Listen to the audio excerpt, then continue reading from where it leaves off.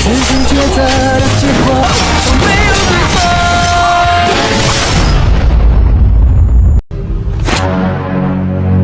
Hai, para Sudanas, kumaha kabarna? Damang sadena dengan saya si Otong kembali lagi di channel Ningali Film. Pada episode kali ini kita akan melanjutkan alur cerita dari film Petualangan Cinta Bersamamu untuk bagian yang kelima. Dan tidak usah berlama-lama lagi, mari kita mulai ceritanya.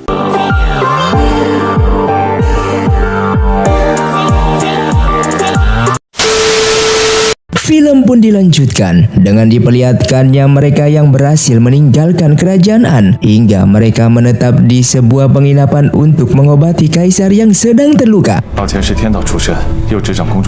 Tanpa sengaja, mereka menemukan bendera kerajaan Wu yang telah rusak dan di sana terdapat tulisan dari sang kaisar. Intinya kaisar sudah sadar atas kesalahannya dan bersedia membersihkan nama baik pasukan kerajaan mereka. Setelah itu kaisar telah bangun dan mencari bendera tersebut. Melihat bendera itu dipegang oleh mereka, ia pun mengatakan saat ini sudah sadar atas kesalahannya di masa lalu yang menyebabkan seluruh pasukan kerajaan Wu menjadi tewas terbunuh dan mati sia-sia akibat keegoisannya di medan peperangan. Kemudian Yuan Shao ingin kembali ke kerajaan An dikarenakan Yang Ying bersama Ren Rui masih berada di sana. Yuan Shao tidak janji kalau ia bisa kembali dengan selamat. Maka dari itu apabila ia mati, maka ia ingin mereka semua melanjutkan perjalanannya kembali ke kerajaan Wu tanpa dirinya. Mereka semua begitu sangatlah marah dikarenakan mereka ingin Yuan Shao kembali dengan selamat.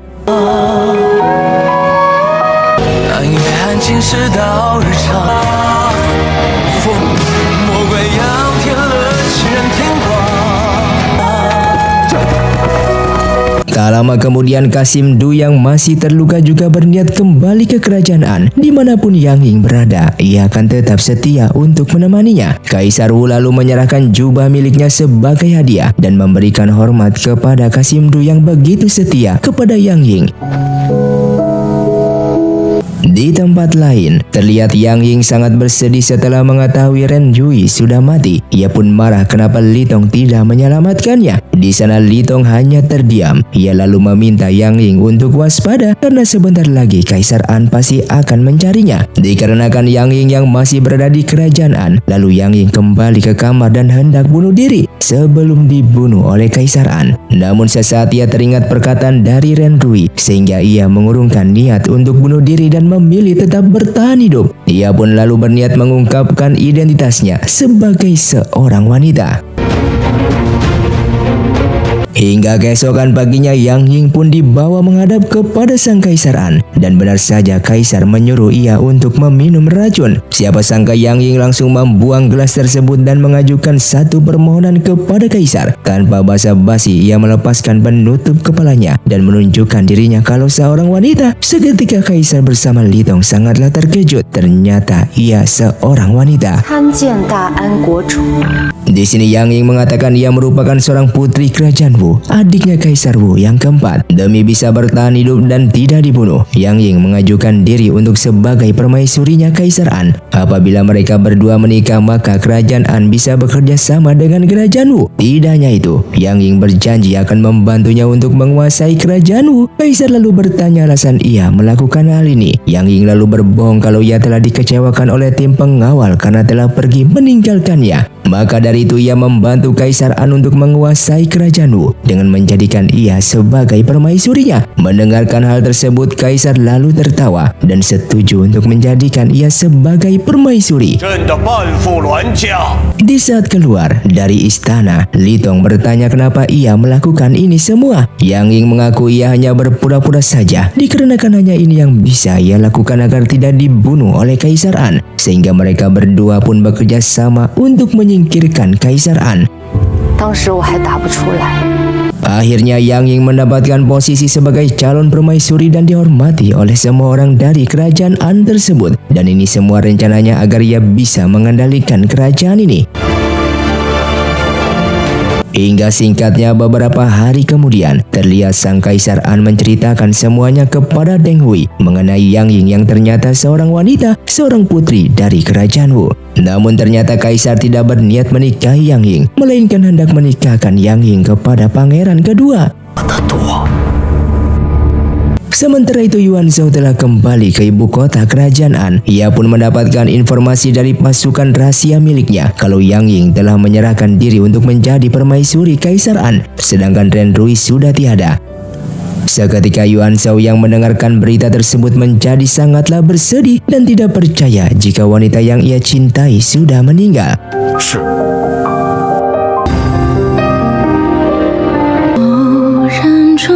我会平安。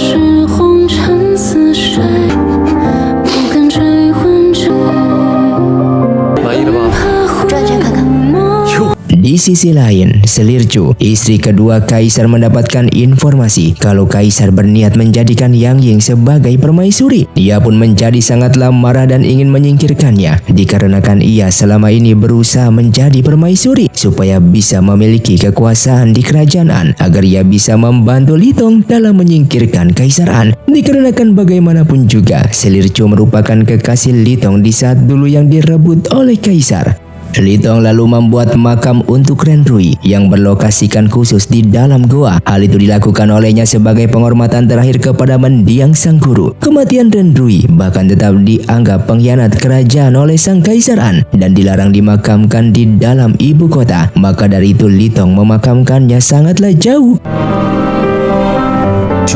Setelah itu Li Tong dipanggil oleh Kaisar yang menyampaikan informasi kalau sang Kaisar ingin menjadikan pangeran kedua sebagai putra mahkota yang saat ini di tempat pengasingan agar nanti menjadi penerusnya. Kedepannya Li Tong wajib mendukung pangeran kedua, dan di sana Li Tong berpura-pura menerima perintah tersebut padahal ia sendiri sedang berencana menyingkirkan pangeran kedua beserta Kaisar saat ini.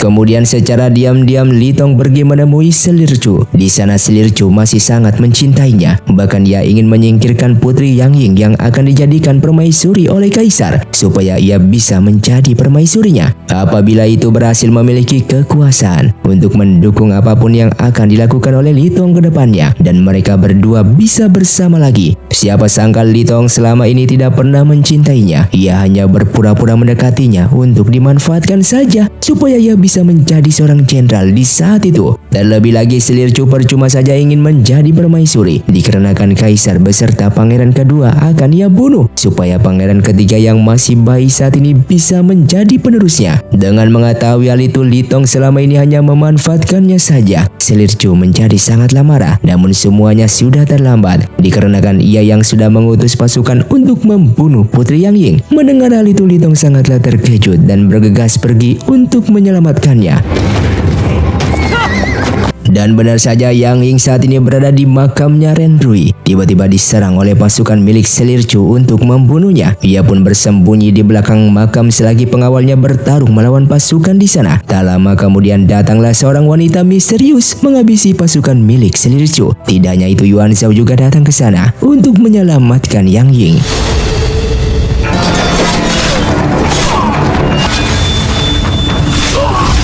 Siapa sangka wanita misterius itu ternyata Ren Rui yang masih hidup. Hal itu membuat Yuan Shao begitu sangatlah bahagia. Yang Ying segera menghampiri mereka dan ikut merasa senang melihat Ren Rui masih hidup. Yang ternyata saat itu Ren Rui sebenarnya masihlah hidup. Yang dibakar jasadnya waktu itu merupakan orang lain yang menggunakan wajah palsu mirip sepertinya untuk mengelabui Kaisar An. Ini semua tidak luput atas bantuan dari Deng Hui yang ternyata mereka sudah bekerja sama dalam memalsukan kematiannya. Saat di dalam kereta kuda, Deng Hui sudah mengetahui Ren Rui memiliki keistimewaan, yaitu jantungnya berada di sebelah kanan, tidak seperti manusia pada umumnya berada di sebelah kiri. Mereka berdua lalu menciptakan rencana seolah-olah Deng Hui menusuknya waktu itu dalam memalsukan kematiannya. Karena mereka semua sudah berkumpul, Yuan Shao berencana membawa mereka pergi dari sana. Yang Ying menjawab ia belum mau pergi sebelum Kaisar An disingkirkan dan ia sudah bekerja sama dengan Li Tong. Maka dari itu ia memilih untuk tetap tinggal.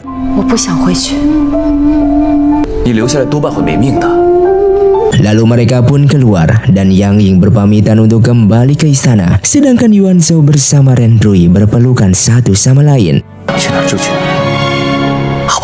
Hal itu dilihat langsung oleh Li Tong dari kejauhan. Ia pun sangatlah senang gurunya masihlah hidup dan saat ini ia sudah menerima jika sang guru bersama Yuan Shao. Yang Ying lalu menghampirinya dan meminta ia untuk berfokus terhadap misi mereka saat ini. Sementara itu ternyata pangeran kedua diam-diam bekerja sama dengan kerajaan Sukupan yang dimana ia ingin melakukan pemberontakan dan membunuh kaisar ayahnya sendiri untuk balas dendam sehingga ia bisa menjadi kaisar yang baru memimpin kerajaan An. Singkatnya pangeran kedua pergi ke kota perbatasan kerajaan An yang dimana ia berniat masuk ke dalam gerbang lalu memberikan kesempatan kepada kerajaan Sukupan untuk melakukan penyerangan. Setelah masuk ke dalam gerbang, salah satu jenderal memberitahukan kaisar memanggil sang pangeran untuk kembali ke istana dan akan menjadikannya putra mahkota penerus kaisar. Mendengarkan hal itu, pangeran kedua menjadi sangatlah senang. Namun di satu sisi, Sukupan bersiap untuk melakukan penyerangan. Ia yang tidak ingin membuat kesalahan, mengurungkan niatnya untuk bekerja sama dengan Sukupan dan meminta segera menutup gerbang tersebut. Namun pasukan Sukupan sudah berhasil masuk dan melakukan penyerangan, sehingga pangeran kedua menjadi ketakutan, dikarenakan ia yang sudah membuat kesalahan besar.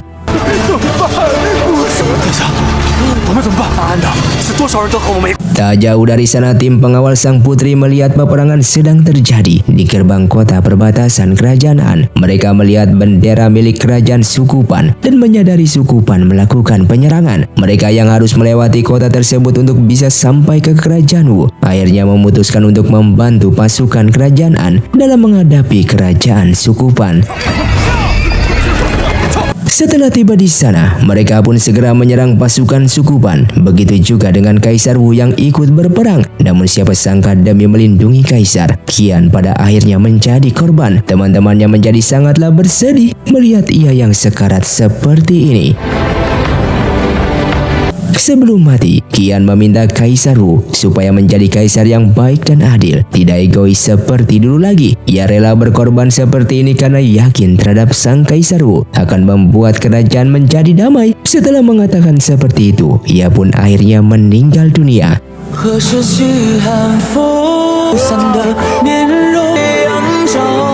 Setelah menguburkan jasad Qian, mereka segera melanjutkan perjalanan menuju kota selanjutnya setelah kota perbatasan. Kaisar Wu memberikan informasi kalau kerajaan Sukupan berhasil menerobos masuk ke kota perbatasan dan sebentar lagi akan tiba dan menyerang kota He.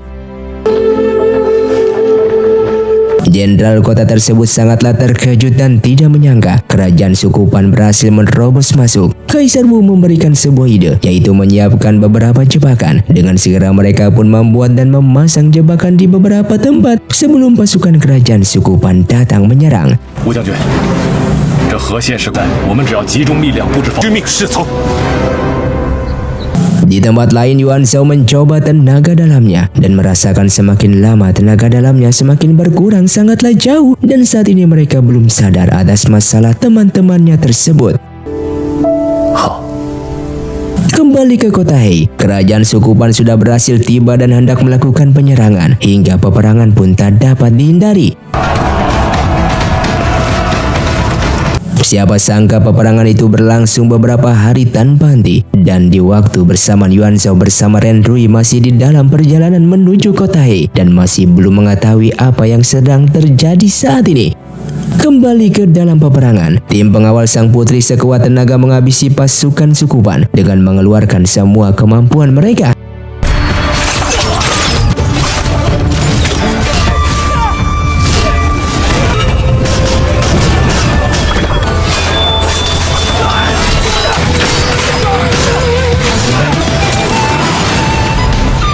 Dan pada akhirnya Sisan berhasil membunuh pemimpin pasukan Sukupan sehingga seluruh pasukan Sukupan memilih untuk mundur.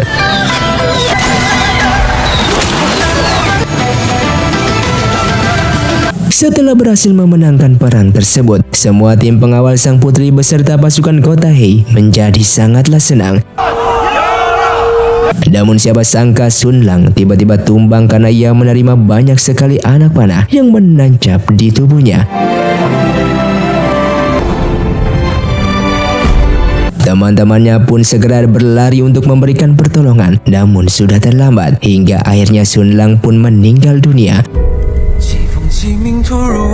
Satu persatu dari tim pengawal sang putri gugur di medan peperangan. Hal itu membuat mereka kembali merasa bersedih. Setelah itu jasadnya dimakamkan. Yang paling merasa kehilangan saat ini merupakan Sisan, dikarenakan Sisan yang paling dekat dengannya. Ia pun baring di atas makam dan mengingat kembali kenangan indah yang pernah ia lewati bersama Sun Lang. Di waktu bersamaan, Yuan Shao yang masih di dalam perjalanan dan sedang istirahat, seperti memiliki perasaan yang tidak enak terhadap teman-temannya saat ini.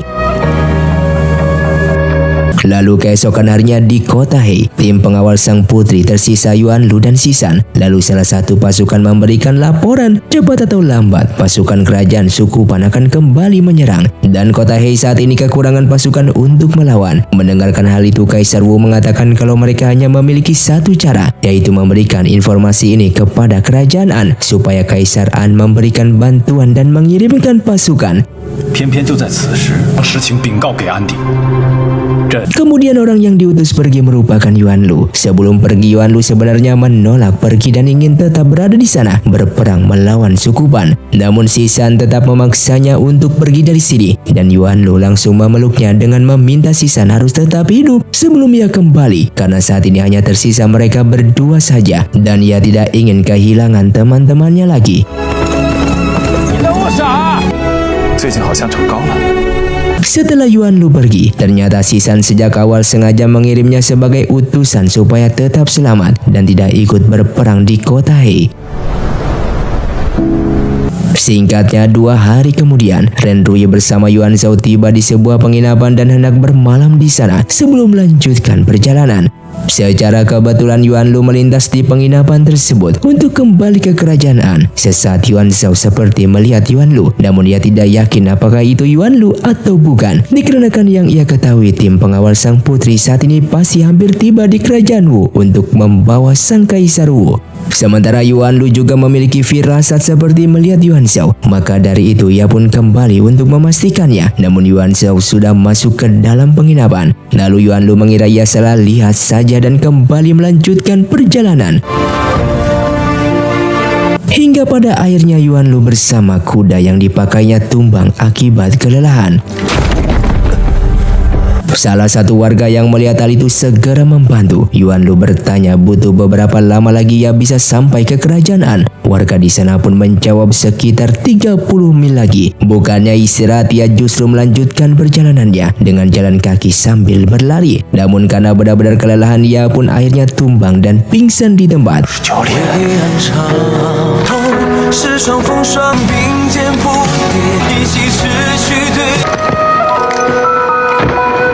Hingga keesokan paginya, ia pun terbangun dari pingsan dan melihat matahari sudah mulai terbit. Tidak ingin kehabisan waktu, ia pun kembali berlari dan tiba di gerbang ibu kota kerajaan An. Awalnya Yuan Lu sempat dihentikan oleh pasukan yang berjaga, namun ia berhasil mengecoh pasukan tersebut dan masuk ke dalam kota. Di saat sedang berlari, tiba-tiba penyakit jantungnya mulai kumat lagi.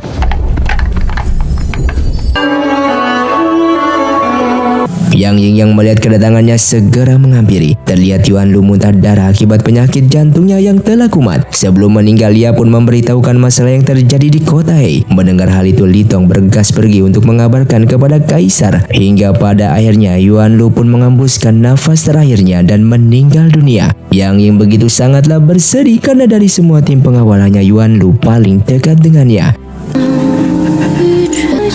是出事了。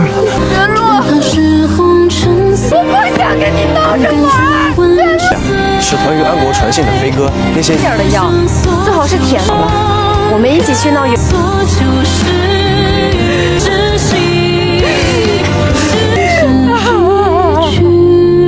Sementara di istana, pangeran kedua telah kembali dan menggunakan jubah putra mahkota karena kaisar sebentar lagi akan menobatkannya sebagai putra mahkota penerusnya. Tak lama kemudian Li Tong datang ke sana menyampaikan sebuah pesan kalau kerajaan Sukupan sudah menyerang kota perbatasan dan menyerang kota He. Mereka harus pergi ke sana untuk memberikan bala bantuan.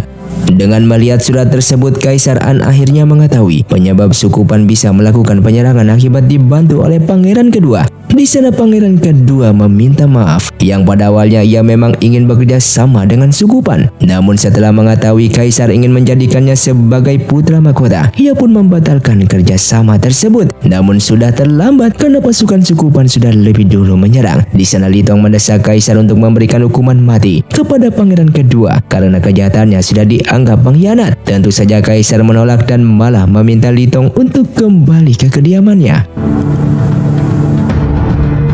Di saat kembali ke rumah, Li Tong baru sadar Kaisar saat ini sudah mengurungnya. Kasim di luar mengatakan Li Tong dilarang meninggalkan ibu kota. Kembali kepada Kaisar. Di sana pangeran kedua bertanya bagaimana mereka menghadapi kerajaan Sukupan. Kaisar memintanya untuk tidak usah khawatir, dikarenakan dia berencana memberikan uang kepada kerajaan Sukupan untuk menyuap agar nantinya di saat Kaisar mengirim pasukan bala bantuan, Sukupan wajib berpura-pura kalah berperang. Dengan begitu seluruh penduduk ibu kota masih mempercayainya sebagai Kaisar dan ia juga bisa membersihkan nama baiknya. Di waktu bersamaan, Cuyu datang menemui mereka untuk membantu pelarian. Ia mengatakan Kaisar mengirim ayahnya beserta seluruh pasukan keluarga miliknya pergi membantu kota He dalam berperang melawan Sukupan. Ia pun sadar Kaisar saat ini menjadikan ayah beserta pasukan keluarganya sebagai tumbal. Mendengarkan hal itu, mereka semua pun bergegas pergi secara diam-diam. Singkatnya, Kaisar mengadakan pesta penyerahan posisi putra mahkota kepada pangeran kedua. Setelah itu Kasim membacakan titah Kaisar yang menuntut semua menteri dan pasukan kerajaan wajib mendukung pangeran kedua yang nantinya akan menjadi penerusnya. Kemudian salah satu pelayan terjatuh saat ia membawa dekret. Pangeran kedua yang hendak mengambilnya tiba-tiba langsung disandra oleh pelayan tersebut yang ternyata ia merupakan Ren Rui yang sedang menyamar. Tak lama kemudian Yuan Zhao pun datang ke sana. Dengan secepat kilat ia menghabisi pasukan tersebut dan menyandra Kaisar An. Ren Rui lalu memaksa pangeran kedua untuk mengatakan kejahatan dan kebusukan Kaisar An di hadapan semua orang, dan apabila menolak ia akan dibunuh. Sehingga pangeran kedua membocorkan rahasia tersebut kalau ayahnya membuat kesepakatan dengan kerajaan Sukupan dengan memberikan sejumlah uang supaya Sukupan mengalah dan tidak menyerang kota He. Tidak hanya itu, Kaisar juga berniat meminta bantuan kerajaan Sukupan dalam menyerang dan menaklukkan kerajaan Wu. Mendengarkan hal tersebut, semua orang pun kembali dibuat terkejut akan kejahatan dari Kaisar karena bekerja sama dengan Sukupan sama saja dianggap sebagai pengkhianat. Tidak hanya itu, pangeran kedua juga dianggap pengkhianat karena ikut bekerja sama dengan Sukupan, sehingga Ren Rui langsung membunuhnya di tempat. Pangeran kedua awalnya belum mati dan masih sekarat. Bukannya membantu Deng Hui, justru langsung menghabisinya. Yuan Zhao lalu memaksa Kaisar untuk mengakui atas kejahatannya selama ini dengan menulis surat pengunduran dirinya sebagai Kaisar. Tiba-tiba Li Tong datang ke sana dan membuat Ren Rui menjadi pingsan dengan menusuk sebuah jarum beracun. Yuan Zhao sempat melawannya, namun karena ia masih terluka, ia pun akhirnya tumbang.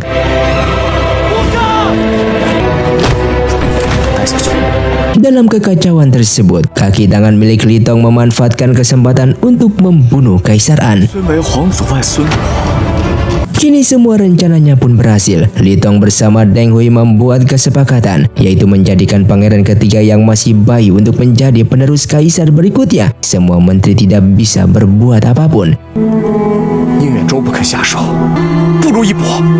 Singkatnya, pengangkatan pangeran ketiga sebagai Kaisar pun diadakan. Berhubung masih bayi, maka dari itu sebelum pangeran ketiga berumur 20 tahun, Li Tong yang akan menjadi Kaisar sementara. Hingga di malam harinya Yuan Shao membuat perhitungan kepada Li Dong karena sudah menyerang dirinya bersama Ren Rui. Meskipun itu bagian dari rencananya untuk menghabisi Kaisar, Li Dong mengatakan Yuan Shao tidak akan bisa mengalahkannya karena tenaga dalamnya sedang berkurang. Siapa sangka Yuan Shao masih mampu bertarung bahkan mengalahkan Li Dong dengan begitu mudah meski tenaga dalamnya sudah jauh berkurang.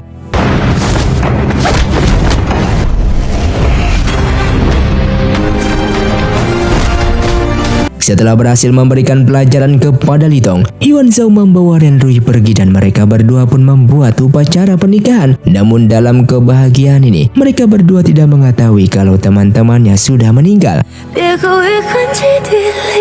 Tak lama kemudian Yang Ying datang kepada Li Dong dengan menunjukkan surat informasi kalau saat ini kerajaan Sukupan masih terus melakukan penyerangan. Kaisar Wu kakaknya tersebut bersama pasukan tim pengawal masih bertahan di kota He dengan sisa sedikit pasukan. Ditakutkan kota He benar-benar dikalahkan. Maka dari itu Yang Ying mengajak Li Dong untuk bekerja sama. Berhubung ia sebenarnya hendak dinikahkan oleh Kaisar An kepada pangeran kedua, maka dari itu ia mengajak Li Dong untuk menikah dalam membuat aliansi kerjasama demi bisa berperang bersama-sama melawan kerajaan Sukupan demi kepentingan dan kedamaian di kedua kerajaan. Li Dong pun bersedia menikahinya meski sama-sama tidak saling cinta, namun mereka berdua berjanji akan selalu menghormati satu sama lain.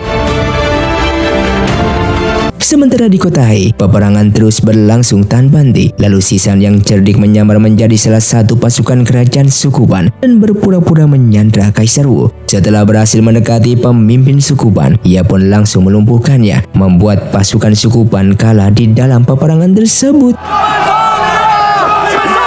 Siapa sangka Kaisar Wu yang kita lihat saat ini ternyata merupakan Yuan Shao. Setelah peperangan tersebut berhasil dimenangkan, seluruh penduduk di kota He menyambut pasukan dengan sukacita yang telah kembali. Sesaat dari kejauhan, Ren Rui memanggil Yuan Shao dan bertanya keberadaan teman-temannya. Dan ia pun menceritakan kepadanya, yang seketika Ren Rui menangis dan merasa sangatlah terpukul. Alasan Yuan Shao tidak memberitahukan sejak awal padanya karena takut akan mengganggu mental dan pikiran Ren Rui. Hingga di malam harinya mereka berdua pun duduk dan minum bersama. Meski masih terluka, Yuan Shao tetap memaksa meminum arak tersebut. Yuan Shao bersama Sisan mengenang sahabat-sahabat mereka yang telah gugur dengan memberikan penghormatan kepada mereka semua. Yang paling terpukul saat ini merupakan Yuan Shao, dikarenakan dia yang tidak berada di sisi sahabatnya di detik-detik sahabatnya meninggal dunia.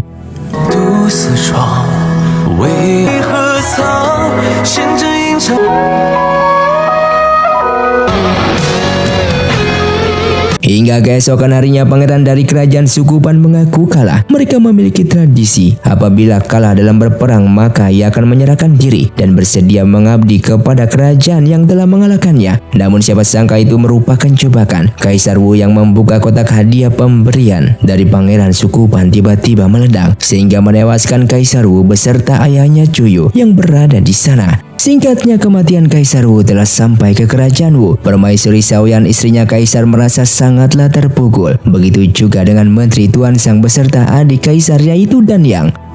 Dengan segera Tuansang pergi ke kediaman milik Danyang dan mencurigai membunuh Kaisar Wu itu ulah dari Danyang. Sejak awal menginginkan Kaisar untuk mati supaya ia bisa mengambil posisi menjadi Kaisar. Danyang menepis tuduhan tersebut dikarenakan ia yang tidak pernah sekalipun ingin membunuh kakaknya. Meskipun sejak awal ia ingin merebut posisinya, namun ia tidak mungkin setega itu membunuh Kaisar kakaknya sendiri. Tuansang tidak percaya terhadap ucapannya tersebut dan segera mengutus pasukan untuk menangkapnya. Hingga pada akhirnya permaisuri Xiaoyan yang datang ke sana untuk menghentikan mereka. Lalu kemudian permaisuri memanggil menteri beserta pejabat kerajaan dipanggil ke istana. Kemudian permaisuri Xiaoyan mengabarkan Kaisar Wu suaminya sudah meninggal dunia, dibunuh oleh pasukan kerajaan Sukupan karena mereka wajib memiliki pemimpin. Maka dari itu ia memilih Danyang untuk menjadi kaisar yang baru karena bagaimanapun juga Danyang merupakan adik kedua dari sang kaisar. Lalu Tuansang meminta permaisuri untuk berpikir kembali dikarenakan mereka semua sudah mengetahui Danyang sejak dulu berniat merebut posisi kaisar. Sehingga ia pun curiga kematian Kaisar Wu ada hubungan dengannya.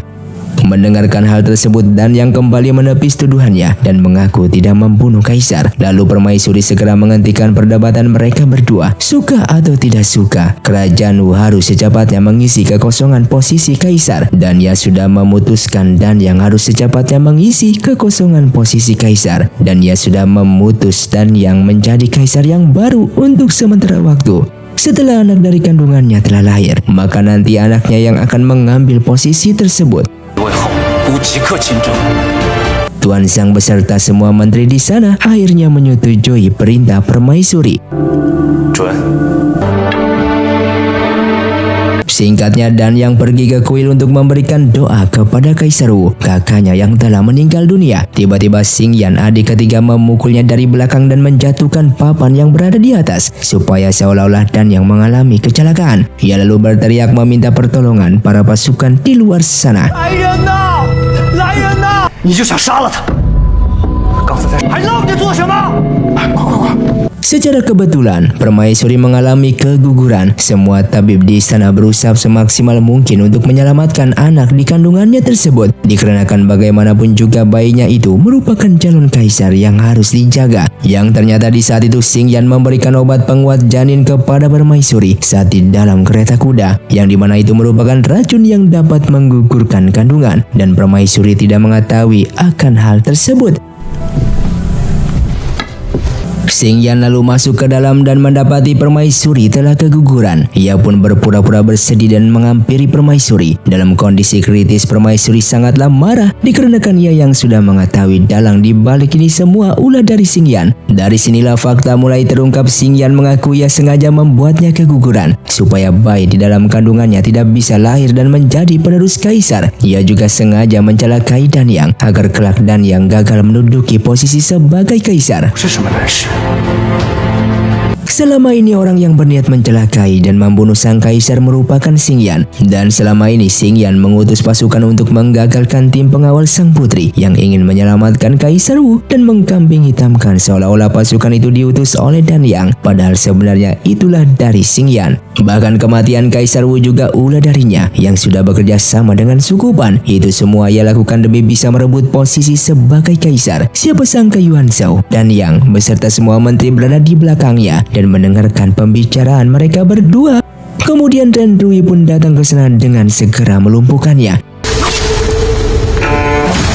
Tidak hanya itu, kondisi permaisuri saat ini baik-baik saja dan ia sejak awal hanya berpura-pura keguguran saja. Mereka semua melakukan ini dikarenakan sejak awal sudah mencurigai Xingyan. Kemudian Yuan Shao membacakan surat wasiat dari Kaisar Wu yang berisikan Kaisar menunjuk Dan Yang sebagai penerusnya. Tuan Sang mengecek keaslian surat tersebut. Setelah diketahui surat itu asli, mereka semua pun langsung memberikan hormat kepada Dan Yang.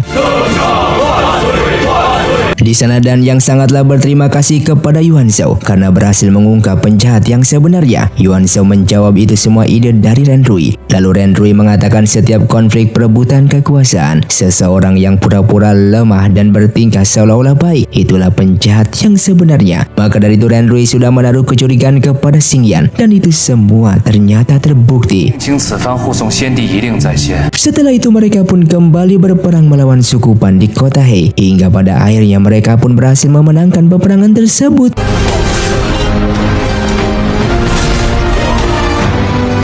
Sedangkan Dan Yang bersama pasukannya untuk memberikan bantuan kepada Yuan Shao justru terhambat akibat cuaca yang membuat mereka terdesak untuk pergi ke kota He tersebut.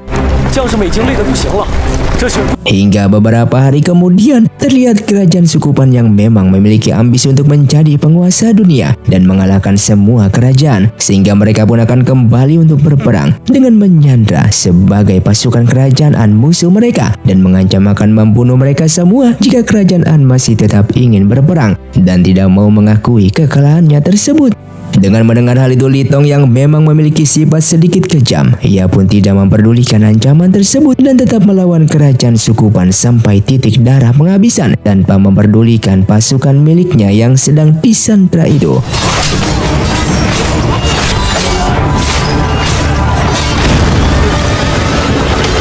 Terlihat perang pun terjadi, namun dalam perang ini Deng Hui harus mati demi melindungi Li Tong.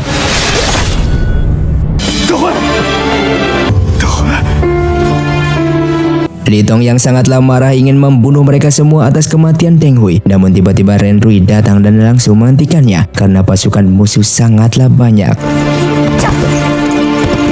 Sedangkan di sisi lain, Yuan Shao bersama Sisan merasa kewalahan melawan pasukan kerajaan suku Ban karena mereka baru menyadari jika pasukan musuh semakin lama justru semakin banyak. Hal tersebutlah membuat mereka semakin ingin mengalahkan mereka semua. Setelah itu Sisan yang berpisah dengan Yuan Shao dikarenakan ia yang melihat Chuyu sedang dalam kesulitan melawan musuh. Ia pun datang untuk membantunya, namun tiba-tiba pasukan musuh justru memberikan berupa bom peledak. Hal tersebut membuat mereka berdua terluka parah. Chuyu yang merasa panik karena sekujur tubuhnya penuh dengan luka. Bahkan ia tidak bisa melihat akibat terkena abu ledakan itu. Seketika Sisan datang untuk menenangkannya dan juga membawanya menaiki kuda untuk pergi dari tempat tersebut. Sedangkan ia sendiri akan melawan musuh.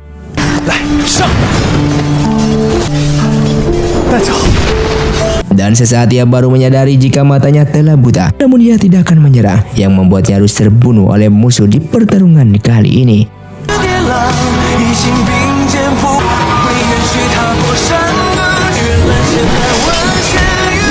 Hingga pada akhirnya perang pun telah berakhir untuk sementara waktu, dan di sana Yuan Shao mendapatkan berita kalau Sisan mati terbunuh oleh musuh. Mendengar hal itu membuat Yuan Shao menjadi sangatlah bersedih dikarenakan teman-temannya telah meninggal dirinya yang ia tidak bisa menyelamatkan mereka semua.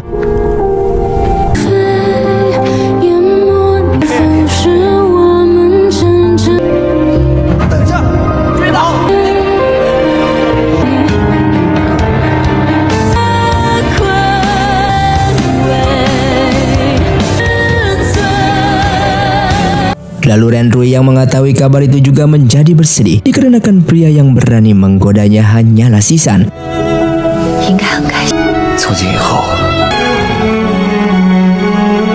Hingga beberapa jam kemudian, mereka yang mendapatkan informasi dari Yang Ying kalau Li Tong malam ini ingin menyerang markas kerajaan suku Ban, yang membuat Yuan Shao bersama Ren Rui menjadi sangatlah terkejut dikarenakan Li Tong saat ini merupakan seorang kaisar kerajaan yang harus dijaga dan tidak boleh mati. Karena jika Li Tong ke markas musuh, sama saja Li Tong bunuh diri, dan dikarenakan prajurit musuh sangatlah banyak. Kemudian mereka pun sampai di sana dan terlihat Li Tong yang sedang berperang melawan pasukan musuh, sehingga Yuan Shao akan ke sana untuk menolongnya. Setelah bertemu dengannya, ia pun sangatlah marah kepada Li Tong dengan tindakan yang ceroboh seperti ini, karena tindakannya tersebut hanya membuat pasukannya terbunuh dengan sia-sia. Lalu ia pun dengan segera membantunya untuk pergi dari tempat ini. Namun di sana Yuan Shao justru terkena serangan dari musuh.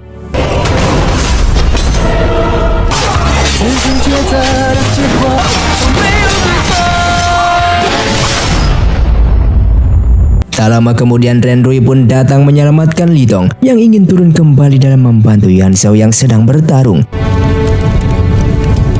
Terlihat Yuan Shao yang sudah kelelahan dan terluka parah, apalagi tenaga dalamnya yang semakin berkurang akibat racun di dalam tubuhnya. Namun meskipun begitu, ia sudah membunuh ratusan musuh hanya seorang diri. Terlihat Yuan Shao yang sudah sekarat hanya membuat Ren Rui diam 1000 bahasa karena ia yang takut kehilangan kekasihnya itu.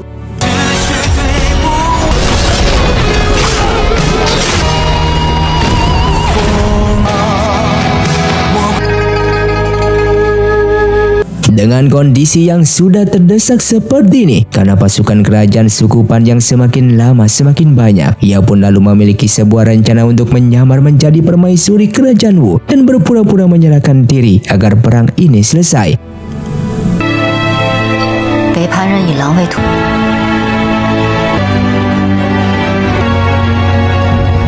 Ia yang sudah datang ke markas musuh, terlihat putra mahkota dari kerajaan suku Pan yang melihat kecantikan Ren Rui, sehingga ia pun ingin menjadikannya sebagai istri. Lalu tak lama kemudian kaisar dari kerajaan suku Pan pun datang ke sana, hingga pada akhirnya rencana dari Ren Rui pun langsung dijalankan untuk membunuh mereka semua dengan menggunakan bom peledak.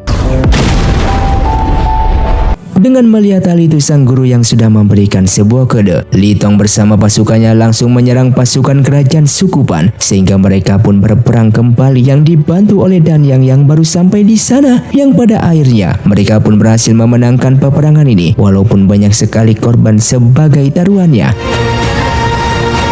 Setelah 10 tahun berlalu, kini semua orang hidup dengan damai dikarenakan kerajaan An bersama kerajaan Wu sudah menjadi aliansi yang menjaga kedamaian dunia.